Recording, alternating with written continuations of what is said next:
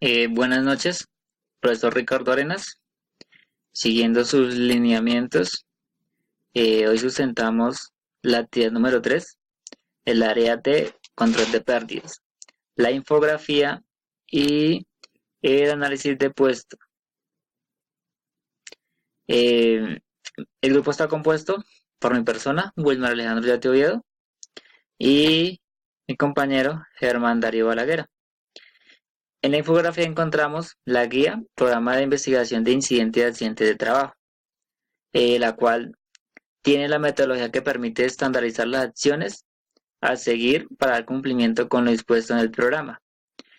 Su alcance describe los elementos básicos de la investigación y se aplica a todas las empresas afiliadas al Sistema General de Riesgos Profesionales. En la guía inicialmente encontramos lo que son las definiciones generales, donde se contextualiza al lector. En los criterios tenemos lo que son de acuerdo a lo que está establecido en la resolución 1401 de 2007, emanada por el Ministerio de Salud. Las técnicas de investigación que se llevan a cabo en los accidentes son los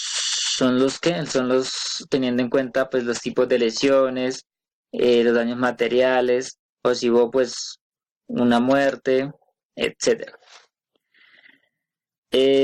Los factores causales que tienden o que por qué suceden o que ocasionó el accidente, pues son los factores que son factores personales, de trabajo, materiales, ambiente, un sinnúmero de factores que influyen para que se dé o se materialice el accidente. El procedimiento para la investigación. Inicialmente, ¿qué se hace? Se hace una planeación, se hace una visita al lugar o al sitio de los hechos, donde se hacen unas entrevistas a las personas que fueron testigos del accidente. Y de ahí donde se saca pues el informe.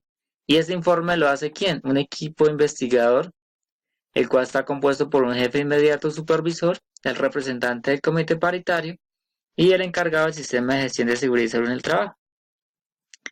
Después de esto, pasamos a lo que son las medidas o acciones correctivas, las cuales tienen la finalidad de ¿qué? De corregir o evitar que este accidente vuelva y suceda. ¿Donde qué? Donde, donde los, donde los, donde los, ¿qué? Donde las personas encargadas hacen un seguimiento a estas medidas que anteriormente nombré para, para hacer las correcciones respectivas y ya que con el fin o la finalidad de que no se repita el accidente. Entonces, Germán, siga con la exposición del siguiente punto. Claro que sí, Wilmer, gracias, profesor, buenos días. Hemos escogido el cargo de auxiliar de archivo documental para realizarle el respectivo análisis al puesto de trabajo. Lo hemos tenido en cuenta ya que en el transcurso de los procesos que realiza este cargo se ha generado un síndrome que se le denomina síndrome de túnel del carpio. Esto debido a que en sus diferentes procesos se realizan constantes movimientos repetitivos generando la lesión en los tendones de la muñeca. En el transcurso hemos grabado un video y en el transcurso del video pues vamos haciendo el respectivo análisis y las implicaciones y consecuencias que esto podría generar y también las medidas de intervención que podemos aplicar para evitar este síndrome. Continuando con la sustentación del análisis del puesto de trabajo, tenemos aquí el cargo de auxiliar de archivo documental. Pues prácticamente lo componen cuatro procesos. El primero es la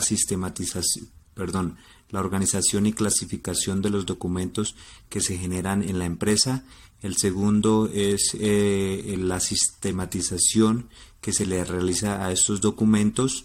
Tenemos un tercero que es la colocación de todos los archivos en unas carpetas y en unas cajas reglamentarias. Y tenemos un último que es la ubicación de estas cajas en los stand, donde quedan ya archivados y que servirían como documentos de consulta. En estos dos primeros procesos es donde radica prácticamente el tema de la lesión del síndrome del túnel del carpio, ya que pues el contacto continuo con los documentos, el contacto continuo con el PC, con el ratón, con el mouse, pues hacen que estos movimientos sean repetitivos y se genere este síndrome. Estos dos procesos o estas dos actividades ocupan en su jornada laboral el 70% más o menos de toda su jornada.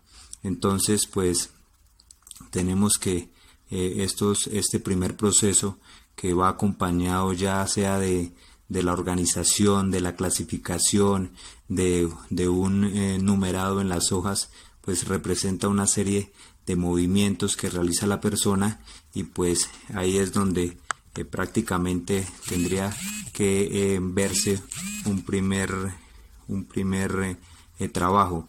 También vemos una posición inadecuada, donde entraría también un trabajo ergonómico, que sería la primera medida de intervención a aplicar, una capacitación en frente a todo el trabajo ergonómico, para que esta señora tome una adecuada posición y no ejerza una lesión más adelante.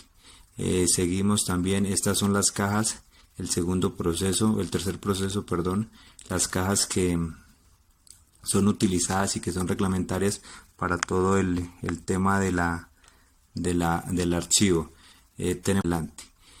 Seguimos también, estas son las cajas, el tercer proceso, las cajas que son utilizadas y que son reglamentarias para todo el tema del archivo. Tenemos que tener en cuenta también que además de esta lesión, pues se pueden presentar otras lesiones también, ¿no? Como musculares. Pues vemos el tamaño de las cajas, hay unas pequeñas, otras grandes, una con demasiados archivos, demasiados documentos, que pueden ocasionar de pronto algún tipo de lesión en el trabajador también. Y también pues tenemos que tener en cuenta que pues es un sótano donde se encuentra este archivo documental, y pues es un poco húmedo, entonces el trabajador también puede tener algún tipo de lesión en la piel a través de hongos o bacterias o algún tipo de animal que se vea. Igual la iluminación y el área es un poco oscura y un poco fría. Tenemos también el último proceso, que es la ubicación de las cajas en los stand. Si nos damos cuenta, también es un área que es muy pequeña, puede generar cualquier tipo de accidente, puede generar una caída, puede generar un aplastamiento. Entonces se hace necesario una medida de intervención también acá, para que la persona no genere de pronto algún tipo de accidente.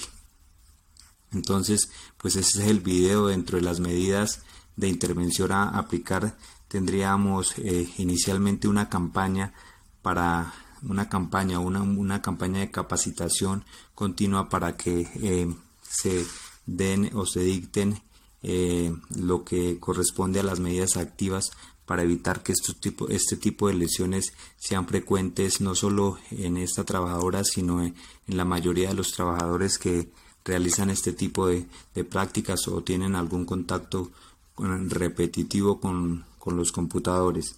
Y también tendríamos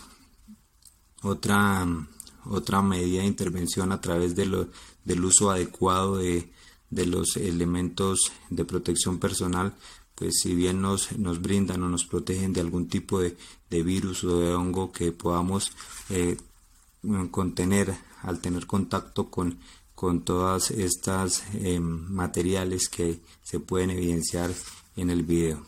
Muchísimas gracias.